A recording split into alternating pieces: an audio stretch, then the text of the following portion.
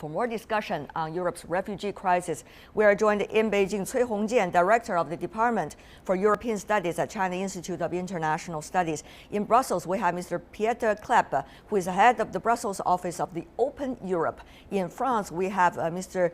Yves Pascouau joining us from the city of Nantes. He is the Director of Migration and Mobility Policies at the European Policy Center. Gentlemen, welcome to our program. It's a weekend show, and yet we have to handle this issue, the migration crisis in Europe, because that's likely to outline a lot of things that we are like to experience in the year 2017. So may I go to you first, Mr. Pascouau? We all remember that specific image of that little boy lying on the beach, the children of the migrants who are going to try to flee the war to seek for a future, and yet already lost their lives. But this picture woke everybody up. But how much and how big is it a turning point in terms of solutions, Mr. Pascouau? Well, sorry, could you please repeat your question, because I didn't hear the last part of your question. How big is the crisis now, and how much do you think the turning point is it? The little boy lying on the beach, the world paid attention, and yet do we find solutions? Can you hear? Well, I think that the crisis is still very big. If we have a look to the different figures, it is true that the numbers have decreased from the two main routes, but also illegal crossing from the central Mediterranean Sea have increased. So there's a shift in movements, and what we have to keep in mind is that nowadays, and so far, more than 1.1 million asylum applications have been lodged into the EU in 2016, which means that we are going to be close to the record numbers we had last year. It means that the situation is still extremely worrying, and that we need to find out solutions at EU level to address that issue. Okay. Well, Mr. Cleppe, is it the job this year still remains to be talking rather than solutions? The crisis is still there. I think there was a great breakthrough in March when Greece no longer allowed asylum seekers to travel on after they had arrived on the Greek islands, and this really meant the closure of the Turkey-Greece route. Now, Italy is still the very problematic country in this, because due to the fact that Italy sometimes unwillingly allows asylum seekers to travel on after they have been saved at sea, people keep on risking their lives. And this is why you see that almost no one has died in Greek waters since March, but 4,000 people died in Italian-Libyan waters last year, and this is very problematic. So that's step number one. Whatever we do, we cannot allow that people are dying in European waters, so we need to make sure that when people are saved, they can of course apply for asylum, but it does not mean that they can travel on. They have to wait their asylum claim. As you can see, the two gentlemen have already got very different answers to the solutions. Let's take a look at what others have been saying. Europe has been paradise for those fleeing the horrors of war, destruction, and death. Earlier, I talked to Viviane Reding, who served as the Vice President of the European Commission and now a member of the European Parliament. She blames, during the interview, the refugee crisis on the irresponsible behavior of war-making countries. However, there is no single simple solution that can fit all. Let's listen in.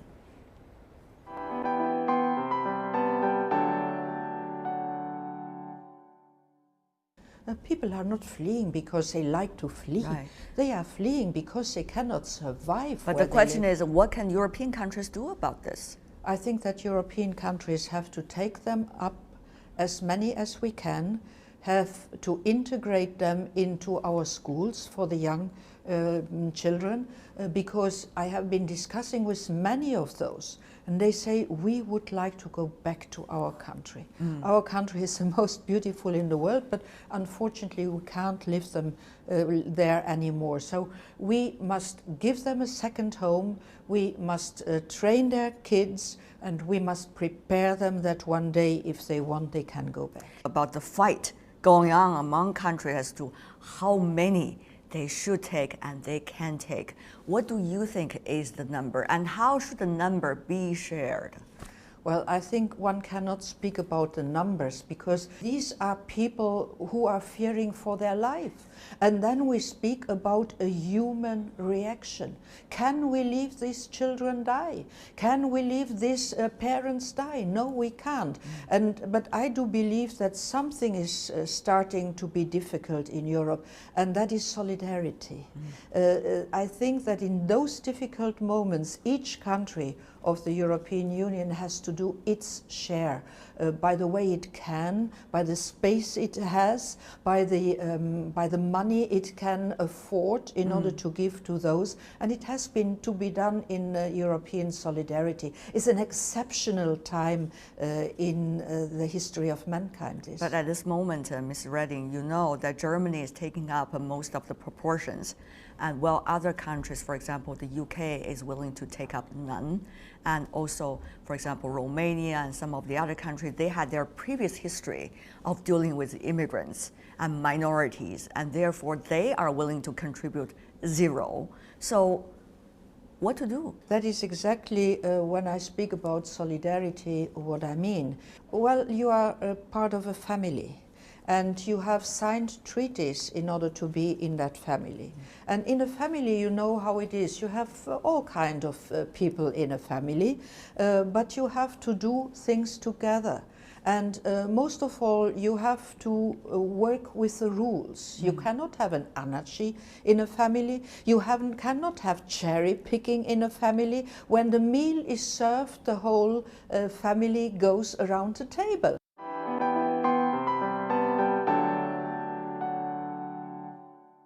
Well, that is Viviane Reding, former Vice President of the European Commission, talking to us earlier. Obviously, Ms. Reding, I would say, Mr. Cleppe and Mr. Pascouau had a very different view from the two of you. She's talking about solidarity. You are talking about everybody. Well, watch out what you can do. Mr. Pascouau, your comments briefly. Well, I think that many things can be done, and there is no silver bullet solution. There are many, many things that have to be put into place, starting with delivering on several issues. On the one hand, delivering on securing the external borders, which is at stake today, and we can see enormous progress in this regard. Secondly, there is also a need to deliver in return solutions in order to send back people who are not authorized to stay in the EU. But more than that, there is a need also to plan and to grant legal access to the European territory to those who are in need of international protection. But the rules we have today are not able to cope with the real challenge, which is to include within this meaning the big perspective of migration, which includes as well integration issues, which were addressed by Commissioner Reding. Okay, is it integration or is it responsibility sharing? Yes. Now, the most important thing, let me ask Mr. Cleppe as well. Well, I think one of the things that Ms. Reding mentioned was that we should spread refugees in the European Union. Now, I think this is factually very hard, because if you're talking about the Schengen zone, where there are no passport checks, if you tell people that they have to go to Poland, they can easily travel to Germany, and there are no passport checks. So it's very hard to spread people even already within a country, let alone within the EU. And I don't think it's very healthy for the EU bureaucrats to be involved in this very sensitive matter.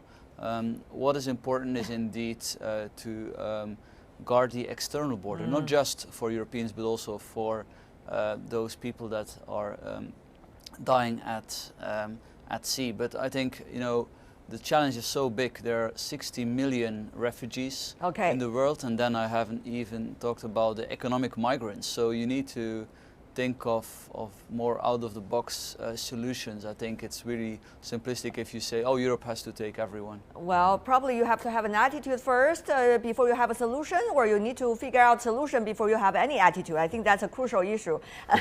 Mr. Cui, of course, we are observing this from afar. A lot of the troubles on land, on the ground that we do not experience personally. But from your perspective, what is going on here? What does this really reflect about the crisis, the nature of it? Yeah, as we know, I think it showcased a very, big problem now for European Union, for for the member states, and also for how could the European Union to protect its border, as we know that, and of course, if it happened in the past, perhaps the European Union will have more, willing and capacity to receive, just like the madam mentioned, as many as we can. But now the question for the European Union is the decrease or drop of the willing and capacity, and also imbalance of willing of capacity among the member states. What about the capacity thing, Mr. Pascouau? Is the capacity about the political willingness? Is the capacity about the economic realities? Is the capacity of lack of appropriate policy? These are all very different issues. What we are talking about here, Mr. Pascouau. Well, you are addressing here a very significant and important question, which is to say, do we have the European Union member states the capacity to welcome and to protect 1 million or 2 or 3 million people coming to Europe in order to get international protection? If you have a look to the entire European population, we are 500 million, which means that this is a very little part of an additional population that could be protected in the EU. The problem we have today is a problem that we are not able to plan for the policy decisions to be taken, and that we are responding in an emergency mode without being able to understand, as it was said before, that if you say to an asylum seeker you are going to Poland without taking into consideration the fact that the asylum seeker may have a member of his or her family in another member state, without taking into consideration the fact that this asylum seeker may have also a community in another member state, or even prospect of getting access to the labor market. These are all elements which are related to the aftermath, the integration phase, which is not factored in the migration policy we have today. So there are a lot of details that has to be factored into these policies. But one of the things that's general trend, Mr. Cleppe, is that politics inside European capitals, particularly those that's with the election for the year 2017, are getting extremely populist and in a way anti-immigrants as well. So with that political backdrop, is this conversation likely to continue at all and in a fairly manner? I think the focus is now at guarding the external border, precisely because of the popular opposition to the mass migration movement that we're seeing. Now, I mean, migration is a sensitive issue everywhere in the world, and Europe unfortunately had experiences that were not so positive with migration, specifically from Northern Africa. Now, Northern Africans have contributed a lot to Europe, but we have to be honest that there are also very big integration problems. That's why many people put question marks to the policies of just letting everyone in. That's why I think the popular position will continue. Yeah, it's not the first time, Mr. Cleppe, I noticed in your answer about guarding the borders. It is not just guarding the border. European capitals are doing more about that in this direction because more migrants are leaving Germany. Why are they leaving? Take a look at this. In 2016, around 55,000 migrants left the country voluntarily, while the government deported another 25,000. Immigration is rising. Back in 2015, around 37,000 chose to leave and around 20,000 deported. But is it far from Germany eventually kicking out more of these refugees and also migration? That is the question, Mr. Cleppe. It seems that the capital that's been calling on bringing in more migrants have been changing mind, at least in the numbers, Mr. Cleppe. Well, indeed, to repatriate people that have been denied asylum is not a very big challenge. I think only a very small percentage of those denied asylum actually, in effect, go back voluntary or involuntary. One step would be to make sure that countries like Morocco, who have a deal with Spain and Belgium, then also copy the same deal for all EU countries. That will definitely make it easier to send back nationals. But even then, I think in the next few decades, the pressure will be very big. So we need to also think outside of the box and to think of alternatives. We don't want to go into that in detail because that would take us probably 1 or 2 days to finish it. So Mr. Cui, when you are listening to your 2 other colleagues in Europe, they already go into extreme details about what to do, what not. And yet it seems that actions far left behind the thinking at this point. That is one of those problems, isn't it? Yes, exactly. We can find out now it's real the dilemma now.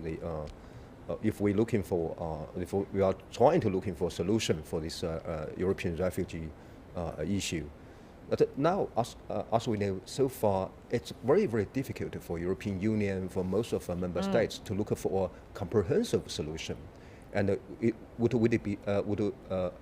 would be satisfied with everybody. So now, for member states, for every country, they have to look for their own specific solution. So that's the reason why they are going to a very, very detailed. Its own specific issue. solution, it seems that you're saying, Mr. Cui, do whatever you want and do whatever you can, or even not to do anything when you can. Yeah, it's very different. As we know now, it looks like now, along with this refugee issue, there is a very, very big gap between, for example, Germany and some other member states, because as we know, not only because economic and political reason, and also I think the cultural reason is very, very important. Just like what happened recently, some Central and Eastern European countries insist that they will not receive any refugee who are not Christian. So it's a very, very big cultural reason. Indeed.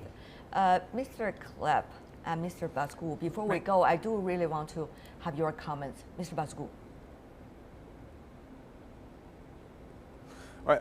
May I jump into the discussion? I think that we need to be clear on one element, and we do have to avoid mixing up situations. On the one hand, we have an issue of protection of people fleeing for their lives because they are bombarded.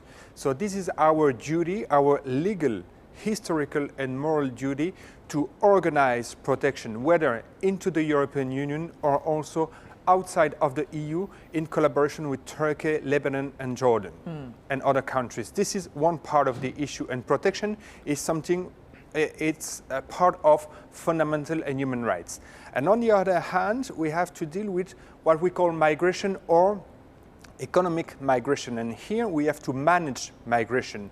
We have to understand that some people are coming to the European Union in order to seek for a job or to get access to a job or for family reunification, and these people have to be allowed to come in, and some are not allowed to come in just because they are not authorized to do it, so they have to be sent back. But we do not have to mix up those two policy fields which are fundamentally different one from the other on a legal and on a legal point of view. Okay, Mr. Pascouau, before we go, I do want you to clarify what you have just said. Which one, the two groups, do you think is bringing the biggest pressure so far to the European capitals? Very briefly.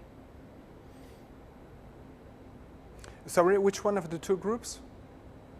Which one of the two groups you just mentioned bringing the biggest pressure politically to the European capitals at this point? Well, both, because as usual, we are putting into the same Probably basket. it is not both. Different There categories is a of difference, people. sir, in numbers that we are talking about here. One is fleeing the war, and the other is seeking jobs inside Europe or visiting relatives in Europe. They are not the same, and they're very different in numbers. That's why we are discussing it today. But for now, we are running out of our time. I want to thank the three of you, gentlemen, for being with us. I'm sure that discussion will continue. More opinions will be revealed to the public as well. Mr. Pascouau, Mr. Cleppe, Mr. Cui, Thank you so much. Have a great weekend.